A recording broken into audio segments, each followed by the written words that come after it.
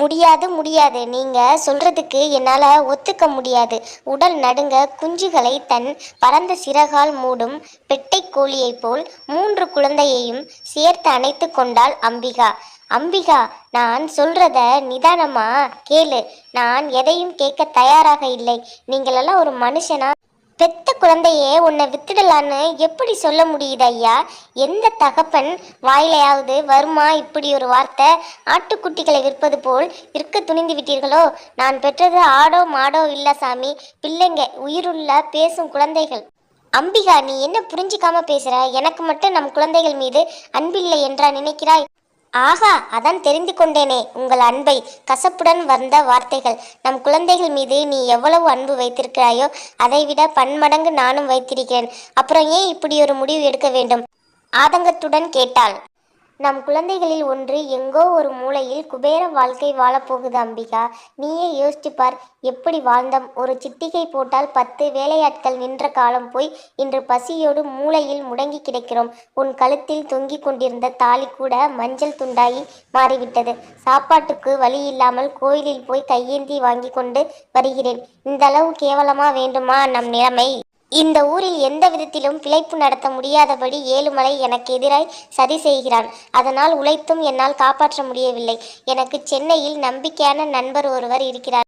Granite தொழிலில் சத்தை போட்டு கொண்டிருக்கிறார். இப்போதைக்கு என் கையில் 1 லட்சம் இருந்தால் போதும். மாதம் 10,000க்கு மேல் சம்பாதிக்கலாம். நாம் பழையபடி இழந்தவைகளை மீட்கலாம். அந்த ஏழுமலையை கூட என்னால் விலைக்கு வாங்க முடியும்.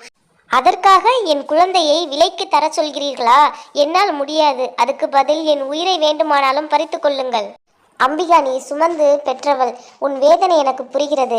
தாய்ங்கிற பாசம் மனுஷங்கிட்ட மட்டுமல்ல, மிருகத்திடமும் பிராணிகள் பறவைகளிடமும் கூட இருக்கிறது. நாயும் பூனையும் குட்டி போட்டா பக்கத்துல யாரையும் சேர்க்காமல் காவல் காக்கும். ஆனால் பத்தியத்துக்காக தன் குட்டிகளில் ஒன்றை தானே தின்கிறது. அதுக்கு குட்டி மேல் பாசம் இல்லைன்னு ஆகிடுமா? தாய் நல்லா இருந்தா தானே குட்டிகளை பார்த்துக்க முடியும். நாயும் நானும் ஒன்றாகிட முடியுமா? என்னங்க பேச்சு பேசுகிறீங்க? நீங்கள் செய்ய நினைக்கிற அநியாயத்துக்கு நியாயம்னு நிறம் பூசி ஏமாத்த நினைக்காதீங்க. என்னிடம் இருந்து என் குழந்தையை பிரிக்க நினைச்சிங்கன்னா அடுத்த நிமிஷமே என் உடலில் இருந்து உயிர் பிரிஞ்சிடும். அம்பிகா, என்னை புரிஞ்சிக்கவே மாட்டியா? பரிதாபமாக கேட்டார். புரிஞ்சுக்கிட்டேங்க. எப்படியாவது பணத்தை சம்பாதித்தே ஆகணும்னு வெறியில பாசத்தை காலடியில் போட்டு கல்லா மாறி போயிட்டீங்கன்னு நல்லாவே புரிஞ்சுக்கிட்டேன். கடைசியா என்னதான் சொல்ற? உங்க எண்ணத்தை மாத்திக்கங்க. என்ன பிச்சைக்காரனாவே கடைசி வரை பார்க்கணும்னு முடிவு பண்ணிட்டியா? ஒரு பாட்டில் விஷம் வாங்கிட்டு வாங்க, சாப்பிட்டுட்டு நிம்மதியா போய் சேர்ந்துடலாம். ஏன் அம்பிகா, செத்தாலும் பரவாயில்ல, மண்ணுக்கு தந்தாலும் பரவாயில்ல. குழந்தை இல்லாத ஒரு பெண்ணுக்கு உன் குழந்தையை தரமாட்டல்ல? உன் மனசு என்ன கல்லா? இந்த விஷயத்துல கல்லா இல்லைனா தாயா இருக்க எனக்கு என்ன தகுதி இருக்கு? ஒரு நல்ல தாய் புருஷனை கூட விட்டு தந்தாலும் தருவாளை தவிர பெத்த குழந்தையை விட்டு தர மாட்டா. புரிஞ்சுக்கிட்டேன் அம்பிகா.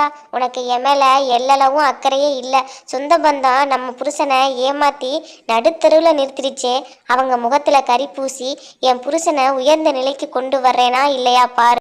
உனக்கு தான் முதல்ல துடிக்கணும். ஆனால் உனக்கு என் மேலே எந்த அக்கறையுமே இல்லை. இனி இவனால் எந்த உபயோகமும் இல்லை. கையாளதவங்கிற எண்ணம் உன் மனசில் ஆழமாக பதிஞ்சிருச்சு. அதனால தான் நான் செத்தா கூட உனக்கு கவலையே இல்லை. அப்படித்தானே? நீங்கள் குழப்பத்தில் இருக்கீங்க. அவசரத்தில் எடுக்கிற எந்த முடிவும் சரியானதாக இருந்ததில்லை. படுத்து எந்திரிச்சா மனசு தெளியும்.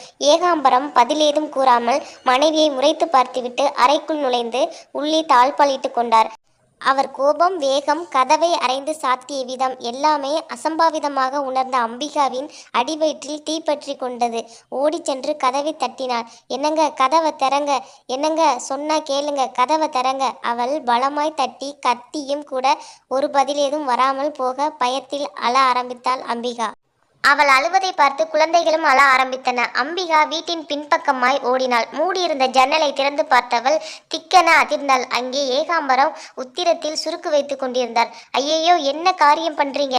நான் கௌரவமா வாழ ஆசைப்படுறவன். என்னால பிச்சை எடுக்க முடியாது. நான் போறேன். அவசரப்படாதீங்க. சொன்னா கேளுங்க. முதல்ல கீழே இறங்குங்க. என் மேல அக்கறையே இல்லாத உன் பேச்சை கேட்கணும்னு எதிர்பார்க்காத. உங்களை விட வேற யாருங்க முக்கியம் எனக்கு?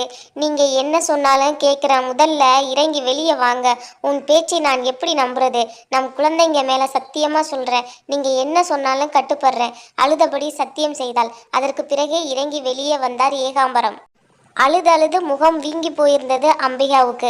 அவளை பார்க்கவே ஏகாம்பரத்தின் மனசு பிசைவை செய்தது. தானொரு அரக்கத்தனம் மிக்க சுயநலக்கார தந்தையாக நடப்பது அவருக்கே புரிந்தது. ஆனால் இதை தவிர அவருக்கு வேறு வழி புலப்படவில்லை.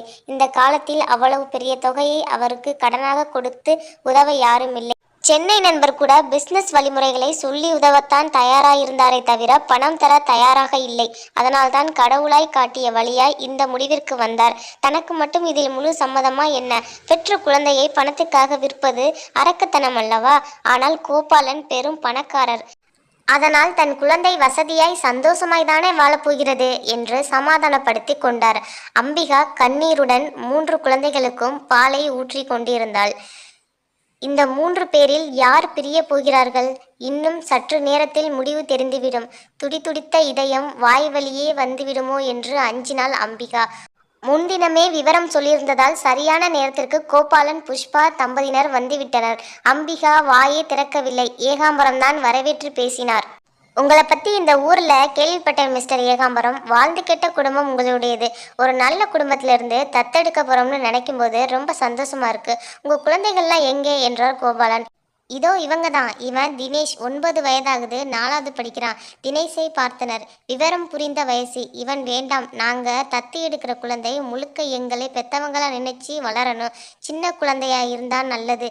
இதோ இவ பேரு சுசிலா, 3 வயசு. இது சுபத்ரா, 1 வயசு தான் ஆகுது.